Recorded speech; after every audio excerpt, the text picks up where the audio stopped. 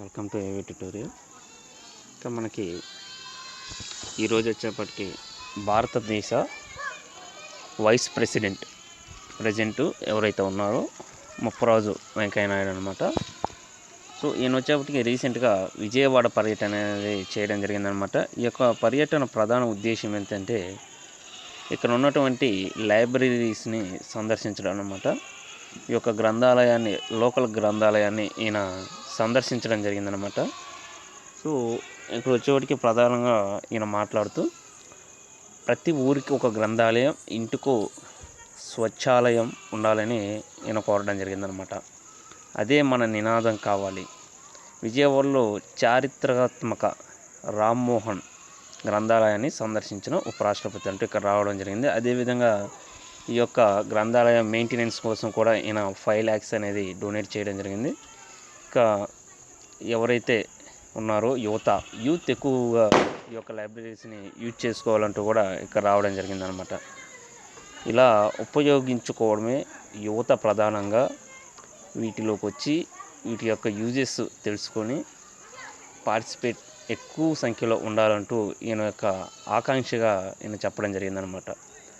So ఈ యొక్క పర్యటన ముఖ్య ఉద్దేశం లైబ్రరీస్ యొక్క ఇంపార్టెన్స్ తెలియచేయడమే అనమాట. అదేవిధంగా ఆంధ్రప్రదేశ్ రాష్ట్రం దీనికి అనుగుణంగానే మనం ప్రీవియస్ వీడియోస్లో కూడా అప్ టు డేట్ ఇప్పటి వరకు కూడా ఉన్నటువంటి ప్రతి అప్డేట్ కూడా మనం క్లియర్గా చెప్పడం జరిగింది. డిజిటల్ లైబ్రరీస్ గురించి ఎంతో ప్రతిష్టాత్మకంగా ఈ యొక్క రాష్ట్ర ప్రభుత్వం అనేది డిజిటల్ లైబ్రరీల నిర్మాణం అనేది పూనుకోవడం జరిగిందనమాట. సో రీసెంట్గా జరిగినటువంటి క్యాబినెట్ మీటింగ్లు, అధికారుల యొక్క మీటింగ్ సమావేశాల్లో కూడా రాష్ట్ర సీఎం ఎవరైతే ఉన్నారో ప్రజెంట్ ఆయన ఆదేశాలు జారీ చేయడం జరిగింది. ఈ యొక్క డిజిటల్ లైబ్రరీ నిర్మాణం చాలా వేగవంతంగా పూర్తి అవ్వాలి. అదేవిధంగా ఫేజెస్ వైజ్ ఫేజ్ 1, 2, 3 మొత్తం 3 దశల్లో వీటిని కంప్లీట్ చేయాలంటూ కూడా రాష్ట్ర ప్రభుత్వం ఛాలెంజ్గా తీసుకుందనమాట. ఈ యొక్క డిజిటల్ లైబ్రరీల ప్రధాన ఉద్దేశం ఏంటంటే ప్రతి గ్రామ పంచాయతీ పరిధిలో కూడా ఈ యొక్క లైబ్రరీస్ సిస్టమ్ విధానాన్ని పరిచయం చేయడమే ప్రధాన ఉద్దేశం అన్నమాట. అదేవిధంగా ప్రతి ఊరిలో కూడా పట్టణానికి వెళ్ళి చదువుకోలేని నిరుద్యోగులు ఎవరైతే ఉంటారో మంచి ఫెసిలిటీస్తో మౌలిక సదుపాయాలు ప్రతి ఒక్కటి కూడా అక్కడ అట్రాక్టబుల్ ఎన్విరాన్మెంట్ క్రియేట్ చేయడమే ఈ యొక్క ముఖ్య ఉద్దేశం అన్నమాట. అదేవిధంగా స్టూడెంట్స్ కానివ్వండి, పాఠశాల స్థాయిలో ఉన్నటువంటి చిన్నపిల్లలకి, కాలేజీ స్టూడెంట్స్కి, కాంపిటేటివ్ ప్రిపేర్ అవుతున్న వారికి అనుకూలంగా అందరికీ యూజ్ఫుల్గా ఈ యొక్క లైబ్రరీస్ అనేది నిర్మించడం జరుగుతుంది అన్నమాట. అదేవిధంగా పెద్దవారికి కూడా యూజ్ఫుల్గా ఉండే విధంగా మ్యాగజైన్స్, డైలీ న్యూస్ పేపర్స్, అది local language and English and Hindi, Urdu కూడా ఇక్కడ అవైలబిలిటీస్ ఉండే విధంగా నిర్ణయాలని తీసుకోవడం జరిగిందంట. సో వీటి గురించి మనం కంప్లీట్ డీటెయిల్స్ అనేది ప్రీవియస్ వీడియోలో చాలా చక్కగా ఎక్స్ప్లెనేషన్ అనేది ఇవ్వడం జరిగిందనమాట. చాలామంది వ్యూవర్స్ కూడా వారి యొక్క డౌట్స్ అనేది మనకి మెసేజ్ రూపంలో సెండ్ చేయడం జరిగింది. వాళ్ళకి ఆన్సర్స్ కూడా మనం ఇవ్వడం జరిగిందనమాట. ఈ యొక్క డిజిటల్ లైబ్రరీలో పోస్టులు ఏ విధంగా ఫిల్ చేస్తారు అని అడగడం జరిగింది ఎక్కువగా. అయితే వీటికి సంబంధించి మనకు ఖచ్చితంగా నోటిఫికేషన్ అనేది ఉంటుంది. ఎందుకంటే 20 years మినిమం 20 years నుంచి ఇప్పటి వరకు ఈ యొక్క లైబ్రరీకి సంబంధించి ఎవరైతే ఈ యొక్క క్వాలిఫికేషన్ కలిగి ఉన్నారో bachelor of library and information science and master of library information science qualification కలిగి ఉన్న వారికి ఇప్పటికీ క్వాలిఫికేషన్ అయితే ఉంది, కానీ దీనికి సంబంధించి జాబ్స్ అనేది ఒక్క నోటిఫికేషన్ కూడా రిలీజ్ చేయలేదన్నమాట. సో ఈ విధంగా పరోక్షంగా ఈ యొక్క నోటిఫికేషన్ రిలీజ్ చేసి వీటిలో ఫిల్ చేయాలి. కొంతవరకు ఈ యొక్క కోర్సు చేసిన వారికి ఒక ఉత్సాహాన్ని ఇచ్చే విధంగా కూడా ప్రభుత్వం అడుగులు వేయడానికి సిద్ధంగా ఉందన్నమాట. సో నోటిఫికేషన్ మనకున్నటువంటి ఇన్ఫర్మేషన్ ప్రకారం డిసెంబర్లో అని ఇంత ముందుకు వచ్చింది.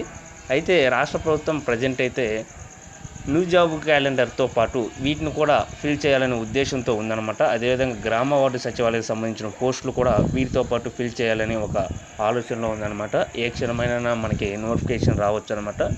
సో నోటిఫికేషన్ వచ్చిన తర్వాత కంప్లీట్ డీటెయిల్స్ అనేది మీకు వివరించడం జరుగుతుంది. మనకి ఎటువంటి చిన్న అప్డేట్స్ వచ్చినా కూడా ఈ యొక్క ఎవరైతే లైబ్రరీ పోస్టుల కోసం వెయిట్ చేస్తున్నారో చిన్న అప్డేట్ కూడా ఇవ్వడం జరిగింది. తెలుగు రాష్ట్రాలకు సంబంధించే కాదు, దేశం మొత్తం ఎక్కడ ఎటువంటి వేకెన్సీస్ ఉన్నా సరే అప్రెంటిసెస్ జాబ్స్ సంబంధించి కూడా మనం ఈ యొక్క ఛానల్ ద్వారా అప్డేట్ ఇవ్వబడుతుంది. సో ఇంకా మీరు ఎవరైనా ఈ యొక్క ఛానల్ని సబ్స్క్రైబ్ చేసుకోనట్లయితే ఖచ్చితంగా సబ్స్క్రైబ్ చేసుకోండి, లైక్ చేయండి, షేర్ చేయండి, మెసేజ్ చేయండి, కామెంట్ తెలియచేయండి అనమాట.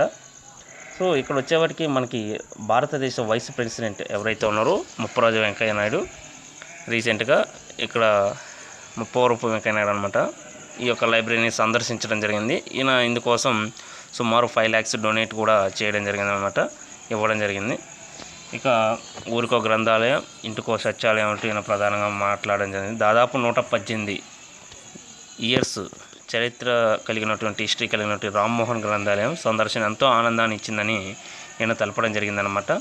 అదేవిధంగా ఈ యొక్క సమావేశంలో సంబంధిత అధికారులు కూడా ఈ యొక్క లైబ్రరీకి సంబంధించిన అధికారులు కానివ్వండి, అదేవిధంగా లైబ్రరీస్ యొక్క ఇంపార్టెన్స్ సంబంధించి ఒక ఎగ్జిక్యూషన్ లాగా వారికి డెమోలాగా ఇవ్వడం జరిగిందనమాట, ఈ యొక్క లైబ్రరీస్ యొక్క ఇంపార్టెన్స్ ఏంటి అని.